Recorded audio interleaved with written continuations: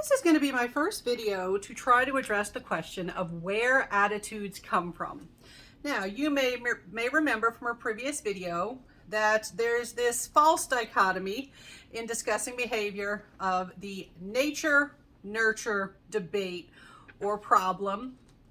The idea is nature versus nurture. Does the environment or our genetics influence our characteristics? And this can be applied to attitudes. Now, the thing about studying nature versus nurture in terms of shaping attitudes is that when you look at the nature part of things, it's very unlikely that you have a specific gene for a specific attitude.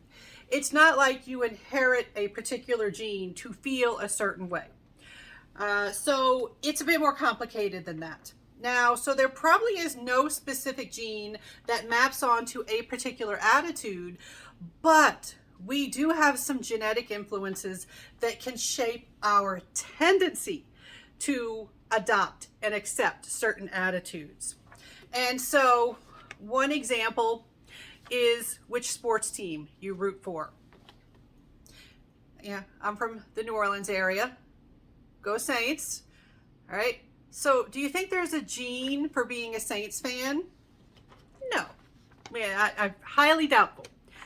But there's suspected genes or sets of genes that can influence your tendency to be group affiliated, to support and protect your own group.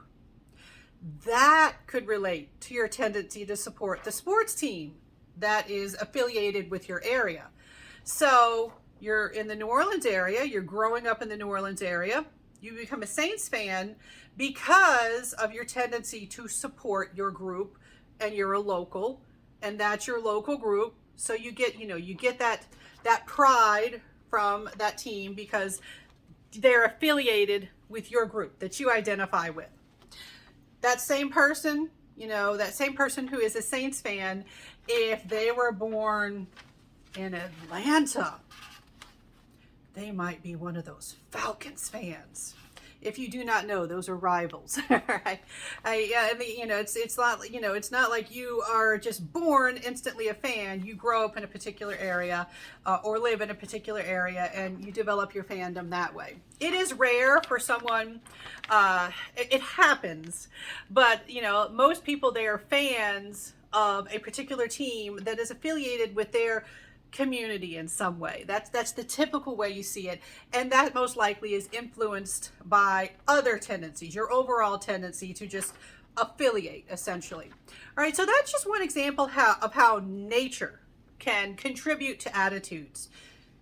In future videos, I'm going to talk about how experience can contribute to attitudes. You can probably anticipate that there are more examples of how experiences can lead to you developing certain attitudes.